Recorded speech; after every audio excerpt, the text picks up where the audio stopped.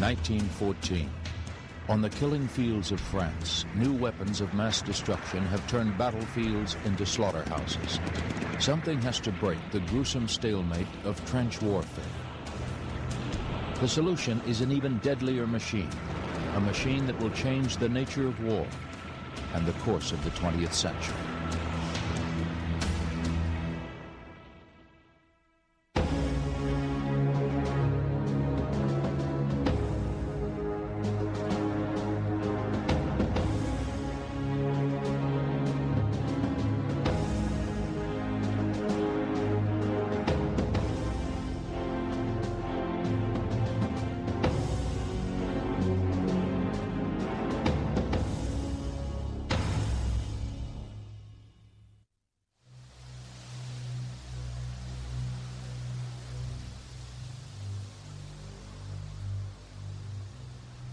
One cemetery near one battlefield in northern France. It is one of thousands scattered across the French countryside, each marking the violent deaths of more than 8 million men, all victims of the Great War, what we now call World War I. It was a war unlike any that had gone before. For the first time, mass production was successfully applied to mass killing. The result was a war in which machines became more essential than the men who operated them. This dehumanizing change and the catastrophic effect it had on the soldiers who fought here set the tone for the rest of the century.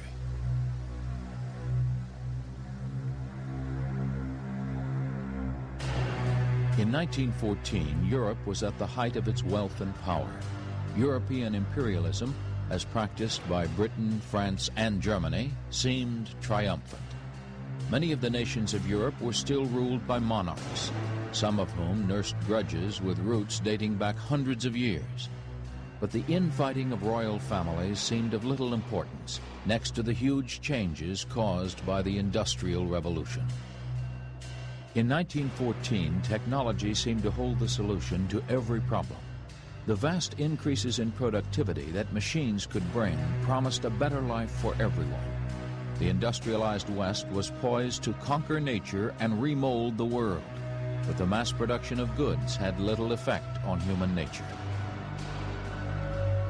Trade disputes and national pride drove Europe to the edge of war. Soon a flimsy excuse for battle was found.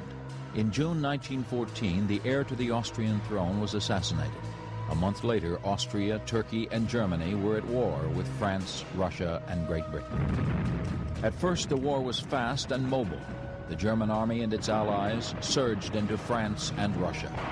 The war was fought with cavalry charges and mass attacks, each army desperately trying to outflank the other.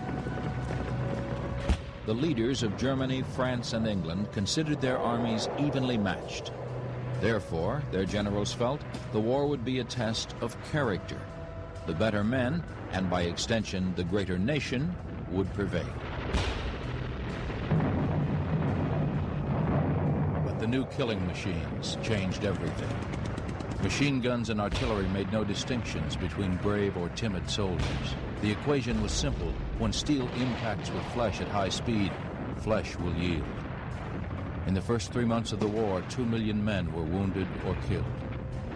It was just a hint of what was to come. By October 1914, the German army had stretched its resources to the limit.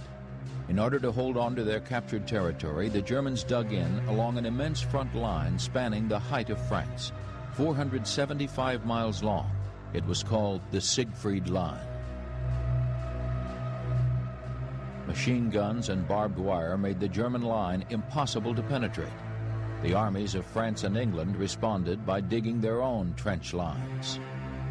Soldiers dug trenches for hundreds of years, but adaptation was going on as quickly as lessons of attack were learnt. So you learnt to dig a second line of trenches, you learnt to put up more barbed wire, and eventually,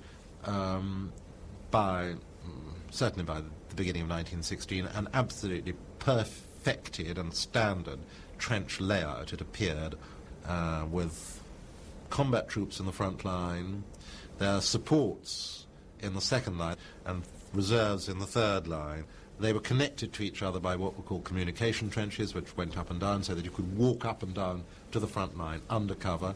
And in the very front line, they contained what were called dugouts. The Allies, the British and French call them, or the British call them dugouts, the Germans call them Stollen. They were deep underground chambers which were, on the whole, proof against heavy artillery fire. And if you were attacked, you would probably get into the dugouts, wait until the artillery bombardment had stopped, and when you heard it stop, you came up out of your dugouts, lined the trench, and engaged the enemy infantry who were crossing no man's land. That was the theory, and on the whole, that was the way it worked.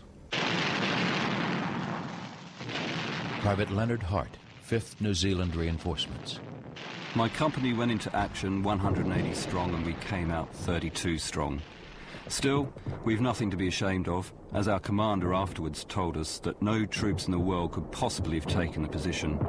But this is small comfort when one remembers the hundreds of lives that have been lost and nothing gained. The papers will report another glorious success, and no one except those who actually took part in it will know any different. The Battle of the Somme was the largest and bloodiest of the Great War. It began here at Beaumont Hamel. I'm walking down a trench which was the front line of the Newfoundland Regiment on the 1st of July 1916. And that morning they were going to assault across here in the direction of the German trenches over there, 500 yards away. Already, in fact, there were a lot of men dead here. Shell fire had been coming down, so they had to get through them. But eventually you'd come to the place where someone would tell you you're going to climb out and go towards the enemy over there. And this is the sort of things that you had to deal with without worrying about the fact that already overhead you've got the crackle of bullets, and the more shells are coming down, and you're getting more and more frightened, and then at last the moment comes and the whistle's blown and you go over the top, straight up over there. They had 500 yards to go, as I said, and very few of them got farther than 50 yards down there where there is that dead tree. After 30 minutes of about 800 men who started, probably 700 of them were casualties, of whom 1/3 were dead.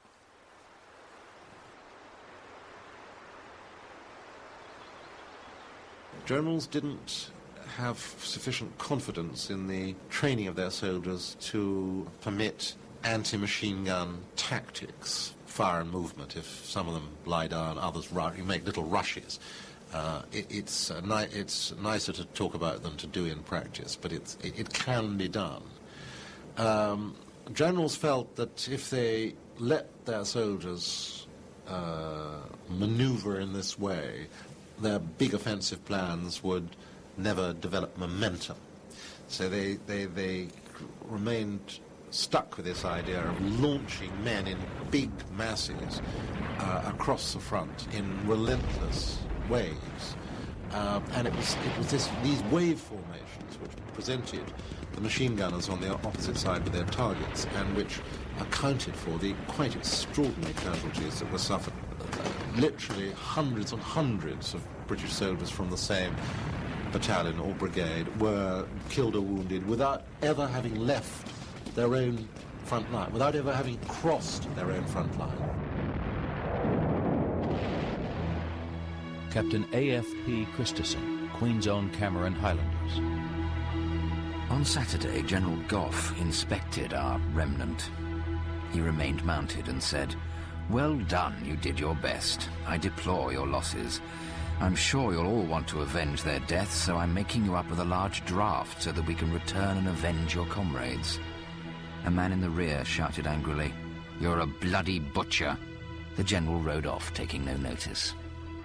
By the end of 1914, it became very clear to quite a lot of people that the only way to break through the entrenched lines and the barbed wire and stuff was either by blasting it aside with artillery, which as time went on proved to be impractical because it just created another barrier, in fact, and didn't completely solve the situation, or to find some other sort of weapon. And it just happened that already before the war there was some sort of realization that the time was coming for introducing armoured weapon systems.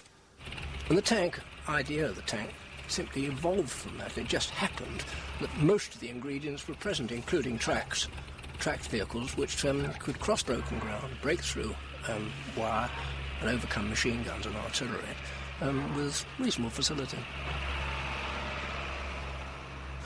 Lieutenant Colonel Ernest Swinton, a Royal Engineer, was one of the visionaries who felt that a motorized update of the Chariot might break the stalemate at the front. Swinton's concepts received the support of Winston Churchill, then Lord of the Admiralty.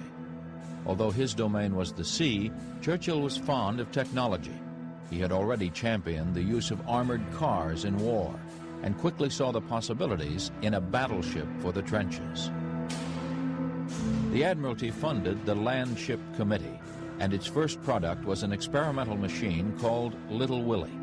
It was tested December 1915. Very quickly, a much larger machine was built, based on Swinton's specifications. Big Willie was tested in front of senior government and military officials on January 13, 1916.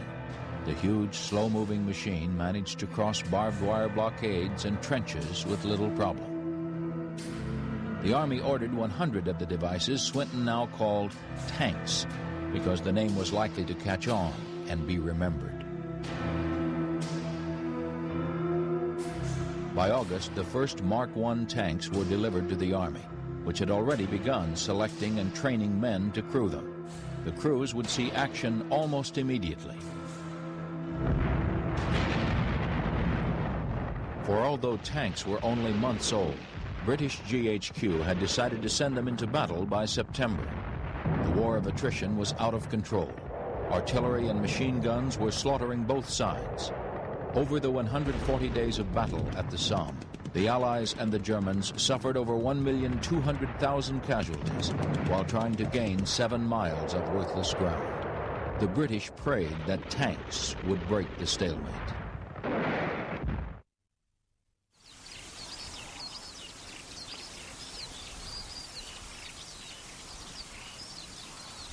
It was here, very early morning of the 15th of September 1916, just on the edge of Delville Wood, but was just shattered tree stumps by then, that tanks went into action for the first time.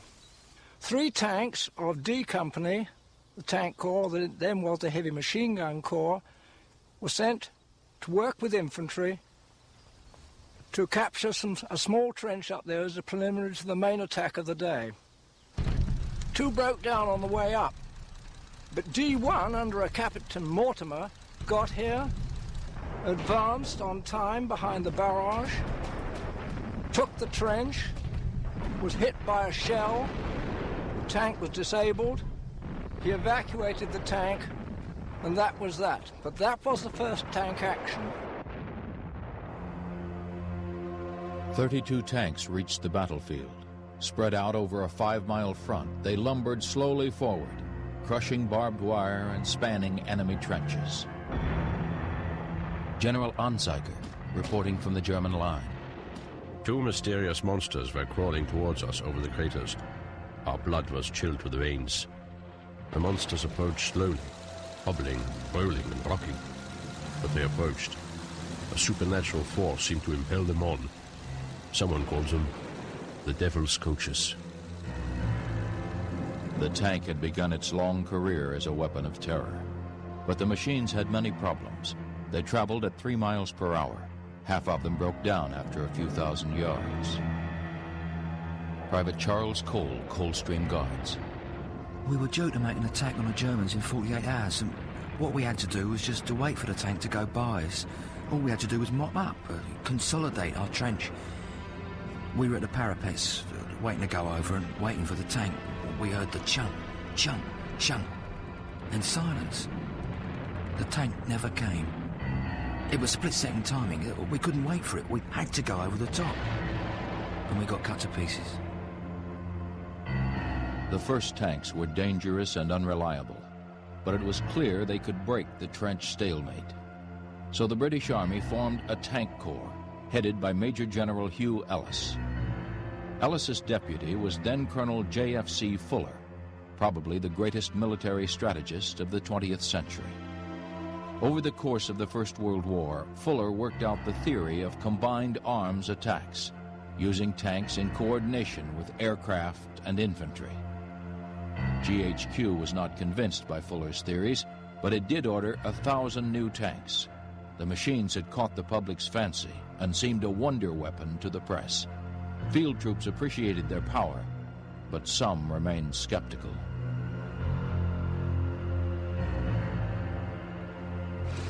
Lieutenant Edwin Vaughan, Royal Warwickshire Regiment. I went over to a neighbouring field where there were a lot of tanks which provided a certain amount of cover. While I was there, I talked to a tank officer who gave me a ride in one of the brutes. I didn't enjoy it in the least. It was horribly stuffy and full of fumes. The movement on the level ground was most unpleasant, and I should hate to travel in one over shell holes. The 8-man crew, 4 of those involved were driving, incidentally. The other 4 were the gunners. There was no intercommunication system inside. The only way they could hope that the gunners picked up their target, maybe the commander by shouting and screaming or waving his hands in the air could draw their attention to target, but really they were left on their own, so they just drove forward in the general direction of the enemy. If targets presented themselves, they fired at them. In March 1917, the Germans fell back to the Hindenburg Line, a straighter line and a much better defended position. The British Army had planned a spring offensive for months. Despite the dramatic change in the battlefield, the offensive was launched as planned. It ended in disaster. Once again, attrition warfare took its toll on hundreds of thousands of soldiers. All available tanks were used in the battle, but never in force and never by surprise. 2 elements Fuller contended were essential for victory. GHQ felt that each attack should be preceded by at least 17 days of continuous artillery bombardment. The bombardment alerted the Germans to the exact area an attack would take place, and it turned the battlefield into a mass of mud and craters, the worst possible ground for tanks.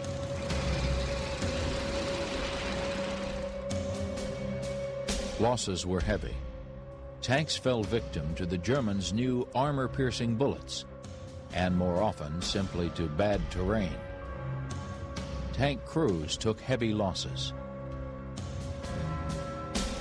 To the old Guard cavalrymen at General Headquarters, this was proof that horses were still the ideal form of military transport.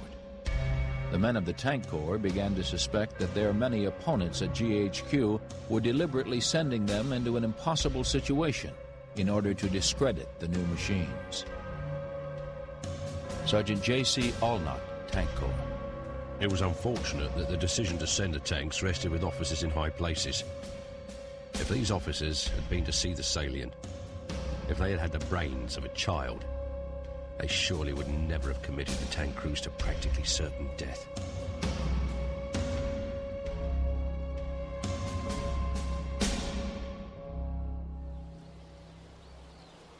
The Allied High Command finally allowed the Tank Corps to stage a surprise assault here at Cambrai in northern France. It was here on the 20th of November 1917 that the greatest tank attack of all time took place, where the entire Tank Corps, nearly 400 tanks, attacked on ground of its own choosing, in mass, and broke the German lines. It broke it, in fact, on a frontage of about 6 miles. And only here, in fact, did the Germans managed to hold on at all and delay the attack really to a significant extent. But nevertheless, this was a great triumph, and it was absolute proof that the tank had a future in a very big way indeed. The advance at Cambrai was a spectacular success, though only by the standards of the First World War. In one day, tanks helped gain 10,000 yards in under 12 hours, with losses of 6,000 men.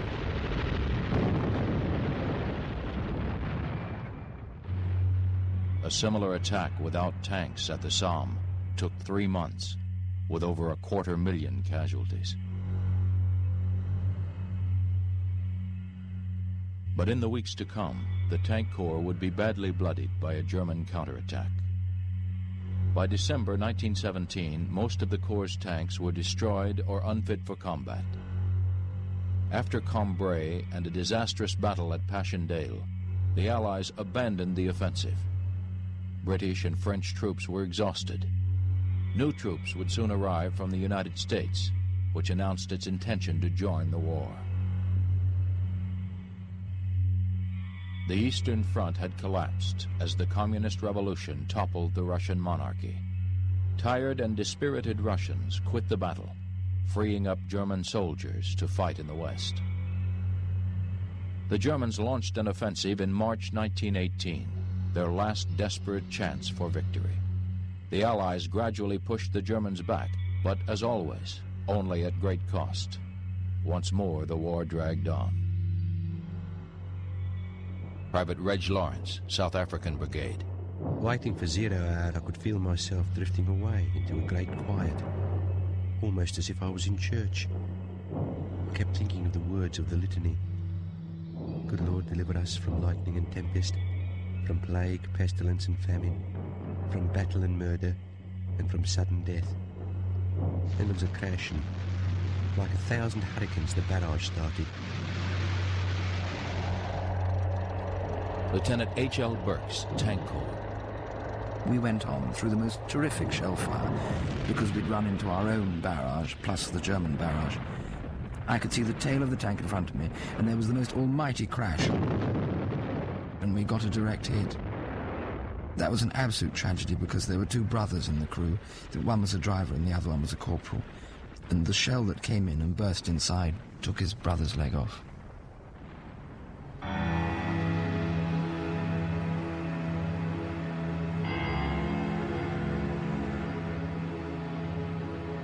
In August of 1918, the Battle of Amiens turned the tide in favor of the Allies.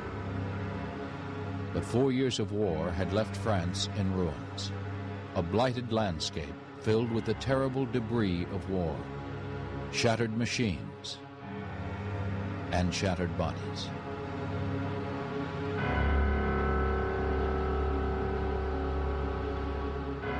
Tanks had helped break the trench stalemate, but the end finally came because both sides were broken and weary.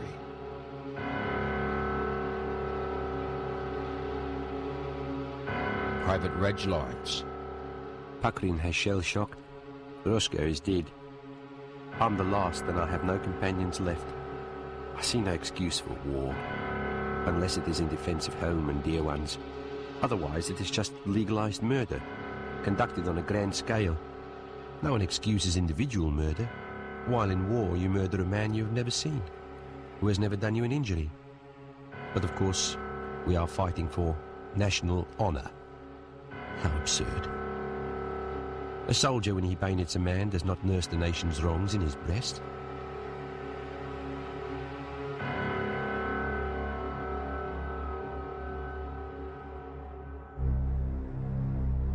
On November 11th, 1918, the Great War came to an abrupt end. Commanders on both sides had expected the war to last at least another year, but Germany could not afford to continue the battle. German soldiers began to surrender as it became clear that the war was doomed to fail. By the end of the war, nearly 2 million Germans had died in combat, and 3 times as many had been wounded. Morale was shattered. A treaty of surrender was signed, one that held the Germans financially responsible for the entire war. Anger over this humiliating ending to a hard-fought campaign would have disastrous consequences in the years to come.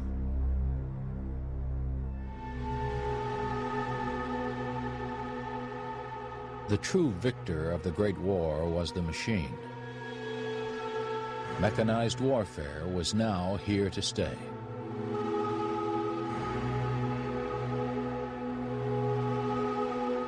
In 1920, the King of England and his sons laid a wreath at the grave of an unknown soldier of the Great War. A huge crowd attended the ceremony. Like the rest of Europe, England was never the same after the First World War. Its economy had been shattered. An entire generation of young men had been maimed or killed. and the nation had little to show for it.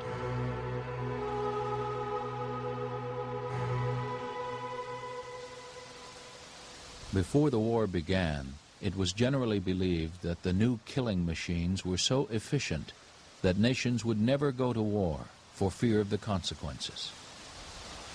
World War I proved that theory wrong. It also swept away the unconditional acceptance of honor, patriotism, and military tradition. In its place came skepticism and anger, and a growing willingness to use the machines of war for even greater slaughter.